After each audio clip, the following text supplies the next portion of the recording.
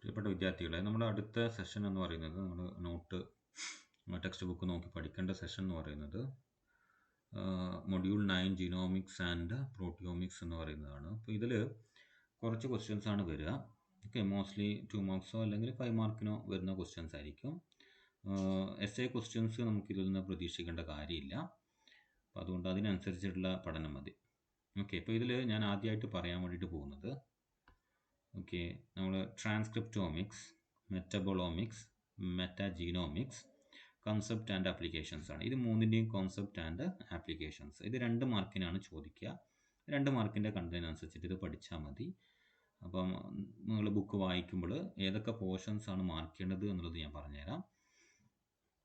അപ്പം നമ്മൾ ബുക്കിൽ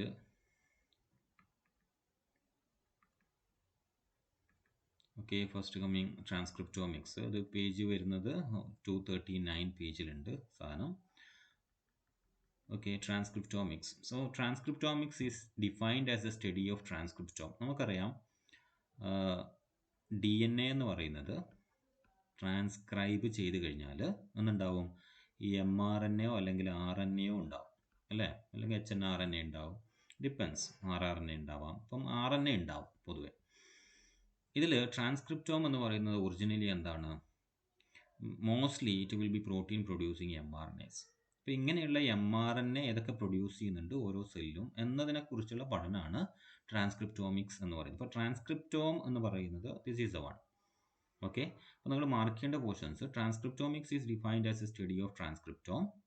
എന്താണ് ട്രാൻസ്ക്രിപ്റ്റോം? നമുക്ക് ഒരു കോമ ഇടുക, എന്നിട്ട് an entire set of transcripts. Okay, it is also known as expression profiling, as it is the study of expression levels of mRNAs in a given cell population. അപ്പോൾ ഇവിടെ ട്രാൻസ്ക്രിപ്റ്റ് എന്നുള്ള റീജിയനിൽ നിങ്ങൾ എന്ത് ബ്രാക്കറ്റിൽ mRNA എന്ന് ചേർത്ത് വെക്കുന്നത് നന്നായിരിക്കും. Okay, because it is a study of mRNA.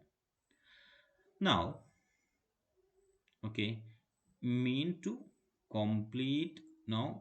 the complete set of all ribonucleic acid molecules expressed in some given entity such as cell, tissue or organism. Clear ആയി എന്ന് വിചാരിക്കുന്നു. ട്രാൻസ്ക്രിപ്റ്റോമിക്സ് എന്ന് പറയുന്നത് it is a study of transcriptome. Transcriptome എന്ന് പറയുന്നത് an entire set of transcript ബ്രാക്കറ്റിൽ mRNA.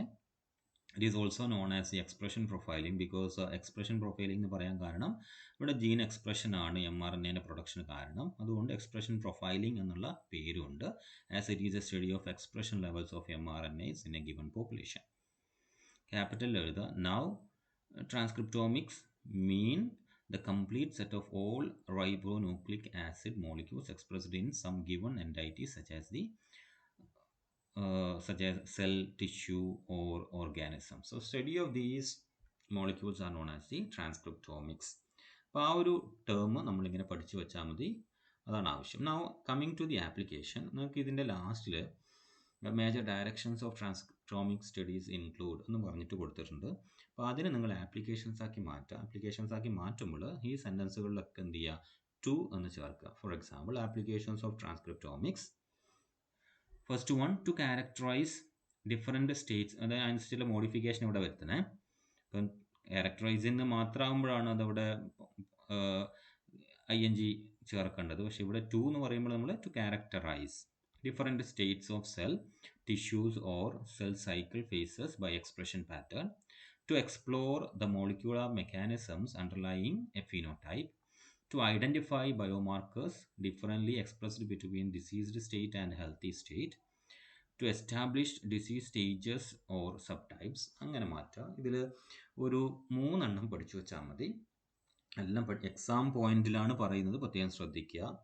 നിങ്ങളുടെ അറിവിലേക്കായിട്ടെല്ലാം ആവശ്യമാണ്, ആസ് പെർ സിലബസ് എല്ലാം ആവശ്യമാണ്. പക്ഷേ നിങ്ങൾ എക്സാമിന് പഠിക്കുമ്പോൾ കമ്പാരിറ്റീവ്ലി ഒരു ടഫർ സബ്ജക്റ്റ് ആയതുകൊണ്ട് തന്നെ ഒരു ഡ്രൈ സബ്ജക്റ്റാണ് ബയോഇൻഫോർമാറ്റിക്സ് എന്ന് പറയുന്നത്. അതുകൊണ്ട് നിങ്ങൾ എക്സാം പോയിന്റ് ഓഫ് വ്യൂവിൽ ബൈ ഹാർട്ടാണ് മിക്കവാറും ആൾക്കാർ പഠിക്കുക. അപ്പോൾ അങ്ങനെ നമ്മൾ വെറുതെ ബ്രെയിൻ്റെ സ്പേസ് കുറക്കണ്ടല്ലോ. അപ്പോൾ അതുകൊണ്ടാണ് പറയുന്നത് ഒരു 3 നിങ്ങൾക്ക് കൺവീനിയൻ്റ് ആയിട്ടുള്ളൊരു 3 ആപ്ലിക്കേഷൻ പഠിച്ചു വെക്കുക. കാരണം ഇത് 2 മാർക്കിനാണ് നോർമലി ചോദിക്കുക. Now coming to the second part, Metabolomics. പേരിൽ തന്നെ അറിയാം, മെറ്റബോളോമിനെ കുറിച്ചുള്ള സ്റ്റഡി ആയിരിക്കും മെറ്റബോളോമിക്സ്. മെറ്റബോളോം എന്ന് പറഞ്ഞാൽ എന്താണ്? That is A metabolite components in a cell. Okay, tissue, living cell, organism, metabolic components metabolome എന്ന് പറയുന്നത് കംപ്ലീറ്റ് മെറ്റബോളൈറ്റ്സിന്. അപ്പം അതിനെക്കുറിച്ചുള്ള പഠനമാണ് മെറ്റബോളോമിക്സ് എന്ന് പറയുന്നത്. നിങ്ങൾ അതിൻ്റെ ഡെഫിനിഷൻ ഇങ്ങനെ സ്റ്റാർട്ട് ചെയ്യുക. Metabolomics as a field of study is now firmly established as a functional genetics approach to understanding the molecular complexity of life. Metabolomics research is being applied to a number of various uses, from plant science to medicine.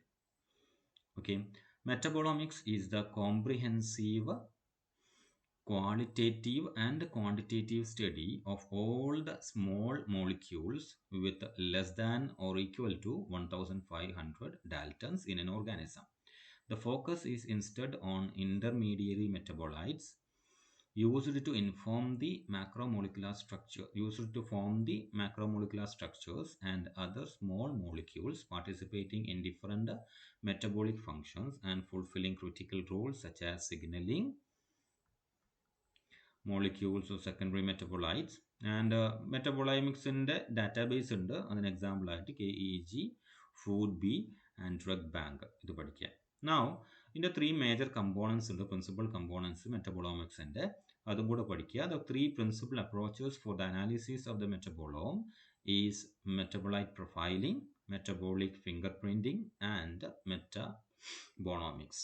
Okay, ഈ ഇത്രയും കാര്യങ്ങളാണ് നമുക്ക് ആവശ്യം. അപ്പം സിമ്പിളായിട്ട് പറഞ്ഞു കഴിഞ്ഞാൽ metabolomics എന്ന് പറഞ്ഞു കഴിഞ്ഞാൽ മെറ്റബോളോമിനെ കുറിച്ചുള്ള സ്റ്റഡിയാണ്.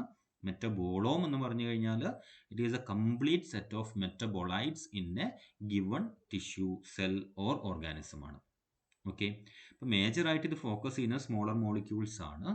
ആ സ്മോളർ മോളിക്യൂൾസ് ഹയർ മോളിക്യൂൾസ് ഉണ്ടാക്കാൻ ഉപയോഗിക്കുന്നതാണ്. ഈ ഹയർ മോളിക്യൂൾസിന്, സ്മോളർ മോളിക്യൂൾസിനും പെർട്ടിക്കുലർ ഫങ്ഷൻസ് ഉണ്ടാവും. ഈ ഫങ്ഷൻസ് മനസ്സിലാക്കുക. അതുപോലെ തന്നെ ഇതിൻ്റെ ബേസിലുള്ള ഡാറ്റാബേസ് ഏതാണെന്ന് നമ്മൾ പറഞ്ഞു, അതും കൂടെ എക്സാമ്പിളായിട്ട് അതിന് കൂടെ എഴുതുക. പ്ലസ് പ്രിൻസിപ്പൽ അപ്രോച്ചസ് 3 എഴുതുക.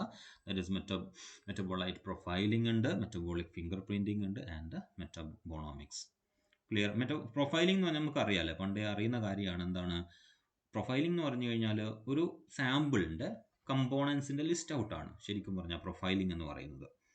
ഓക്കെ, അപ്പോൾ ഒരു ജീൻ പ്രൊഫൈലിംഗ്, ഒരു ക്രോമസോമിൻ്റെ ജീൻ പ്രൊഫൈലിംഗ് എന്ന് പറഞ്ഞു കഴിഞ്ഞാൽ അതിലുള്ള ജീനിൻ്റെ പെർട്ടിക്കുലർ ടൈപ്പ്, ഏതൊക്കെ ജീനാണുള്ളത്, ഏതൊക്കെ പൊസിഷനിലാണുള്ളത്, ആ ജീൻ്റെ ഫങ്ഷൻസ് എന്താണ്, ഇങ്ങനെയുള്ള കാര്യങ്ങളാണ് പ്രൊഫൈലിംഗ് എന്ന് പറയുന്നതാണ്.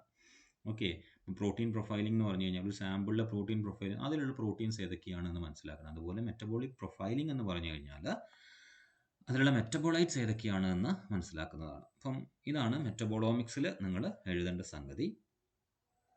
ഓക്കെ, ഇപ്പോൾ അതിൻ്റെ ആപ്ലിക്കേഷൻസ് ഇവിടെ ഉണ്ട്. ഇതിൽ 3 ഉണ്ട്. 3 ഡിസ്ക്രൈബ് ചെയ്ത് എഴുതാനേ ഉള്ളൂ. Toxicology or toxicity assessment, functional genomics, nutrigenomics. Okay, now coming to metagenomics. അടുത്ത ടേം നിങ്ങൾക്ക് സിലബസ് പഠിക്കാനുള്ളതാണ് മെറ്റാജീനോമിക്സ് എന്ന് പറയുന്നത്. So you can see it here, metagenomics. അതാണ് നമുക്ക് ഇനി അടുത്ത പഠിക്കേണ്ടത്.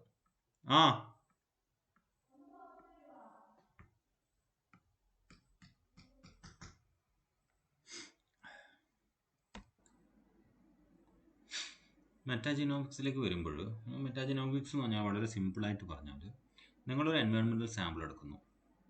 അതിലുള്ള ഏത് ഓർഗാനിസം ആണെന്നോ ഒന്നും നമ്മൾ നോക്കുന്നില്ല. നമ്മൾ നേരിട്ട് DNA ഐസൊലേറ്റ് ചെയ്യുന്നു. ആ DNA ക്യാരക്ടറൈസ് ചെയ്യപ്പെടുന്നു. ഓക്കെ, അപ്പം ഈ ഒരു സ്റ്റഡിക്കാണ് നമ്മൾ മെറ്റാജീനോമിക്സ് എന്ന് പറയുക. അതായത് നോർമലി ഒരു ജീനോം സ്റ്റഡി എന്ന് പറയുന്നത് we will be isolating, microbial genome study എന്ന് പറയുന്നത് isolating micro organism. We will be biochemically or taxonomically identifying which microorganism is that. Then we will be going for a total DNA isolation from that particular species, and then we will be studying that particular species DNA. അങ്ങനെയാണ് ഒരു normal procedure എന്ന് പറയുന്നത്. ഇവിടെ നമ്മൾ അങ്ങനെയൊന്നും ചെയ്യുന്നില്ല. നമ്മളൊരു soil sampling എടുക്കുന്നു. Then we are just isolating the DNA. Then we are characterizing all that DNA, whether it belongs to the same species or different species, same individual or different individual, and we will be finding important characters in that particular genome. അങ്ങനെ ഒരു സ്റ്റഡിക്കാണ് നമ്മൾ എന്ത് വിളിക്കുക? മെറ്റാജീനോമിക്സ് എന്ന് പറയുന്നത്. നിങ്ങൾ എഴുതുമ്പോൾ ശ്രദ്ധിക്കേണ്ട കാര്യം ഇതാണ്. Metagenomics is the study of genetic material recovered directly from the environmental samples. The broad field may also be referred to as the environmental genomics, ecogenomics, or community genomics. Metagenomics is a rapidly growing field of research that has had a dramatic effect on the way we view the steady microbial world. Okay, so അങ്ങനെ വന്നിട്ട് നിങ്ങൾ you have to uh, point out up to this point. That means that the methods that has challenged the classical concept of species. ഞാൻ പറഞ്ഞു അവിടെ taxonomical ഐഡന്റിഫിക്കേഷനോ കാര്യങ്ങളോ ഒന്നും വരുന്നില്ല, നേരിട്ട് DNA ഐസൊലേറ്റ് ചെയ്ത് സാമ്പിൾ അനാലിസിസിന് പോവാണ്. ഓക്കെ, ഇനി അടുത്ത സെൻറ്റൻസ് ആയിട്ട് നിങ്ങൾ ഇതിനെ മോഡിഫൈ ചെയ്യുക. It is making important contribution in many areas including ecology, biodiversity, bioremediation, bioprospection of natural products and in medicine. ഇത്ര എഴുതുക. Okay, now you have to go for the application. So ആപ്ലിക്കേഷൻസിൽ ചിലപ്പോൾ ഇത് 5 മാർക്കിന് ചോദിക്കേണ്ട കണ്ടന്റ് ആയിട്ട് വന്നേക്കാം, പക്ഷെ എന്നാലും 2 മാർക്കിനാണ് നോർമലി ചോദിക്കുക.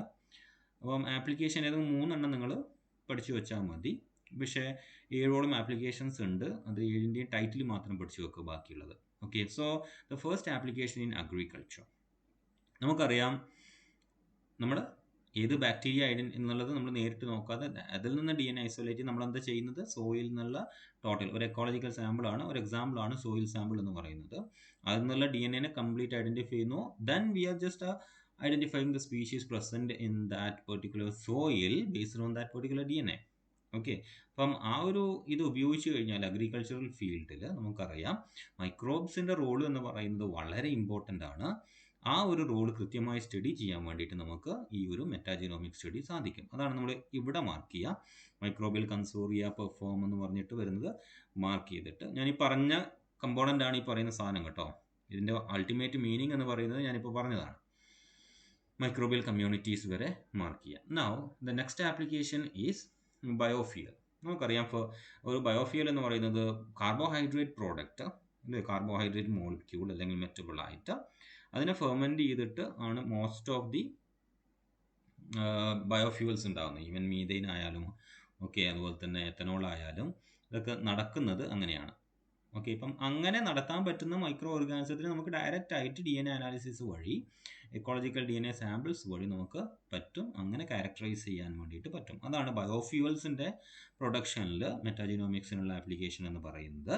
അപ്പോൾ അതിങ്ങനെ തന്നെ മാർക്ക് ചെയ്യുക. ഒന്നാമത്തെ പാരഗ്രാഫ് കംപ്ലീറ്റ് ആയിട്ട് മാർക്ക് ചെയ്യാം. ഞാൻ ഈ പറഞ്ഞ കണ്ടൻ്റാണ് ഇത്. Now the third one is the biotechnology. Biotechnology വരെ മാർക്ക് ചെയ്യുക. Microbial communities produce the vast array of biologically active chemicals that are used in competition and communication.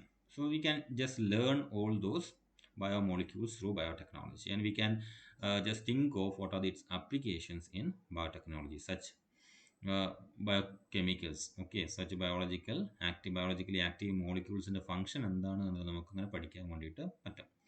Now in fourth one, that is ecology. ഇക്കോളജിയിൽ നമുക്ക് മനസ്സിലാവേണ്ടത് എന്തുകൊണ്ട് ചില പ്രത്യേക manures നല്ല വളമായിട്ട് ഉപയോഗിക്കാൻ വേണ്ടി പറ്റും എന്ന് ചോദിച്ചു കഴിഞ്ഞാൽ, just go deep into the microbial world in that manoeuvre. That may be the best explanation for why it can be used as the best manoeuvre. അപ്പം ആ ഒരു സ്റ്റഡി നടത്താൻ വേണ്ടിയിട്ടാണ് നമ്മൾ ഇക്കോളജിയിൽ അതിൻ്റെ ആപ്ലിക്കേഷൻ വരുന്നത്. നമ്മൾ ഇവിടെ വരെ മാർക്ക് ചെയ്ത് വായിച്ച് നോക്കിക്കഴിഞ്ഞാൽ അതിൻ്റെ അർത്ഥം ഞാൻ ഈ പറഞ്ഞതാണ്. ഓക്കെ, ഞാനത് വായിച്ച് വെറുതെ സമയം കളയുന്നില്ല. You have to mark up to this point. ഈ 4ാമത്തെ പോയിന്റിന് ശേഷം നിങ്ങൾ എന്ത് ചെയ്യുക, ജസ്റ്റ് ടൈറ്റിൽ മാത്രം പഠിച്ചു വെക്കുക. Environmental remediation, gut microbe characterisation, infectious disease diagnosis.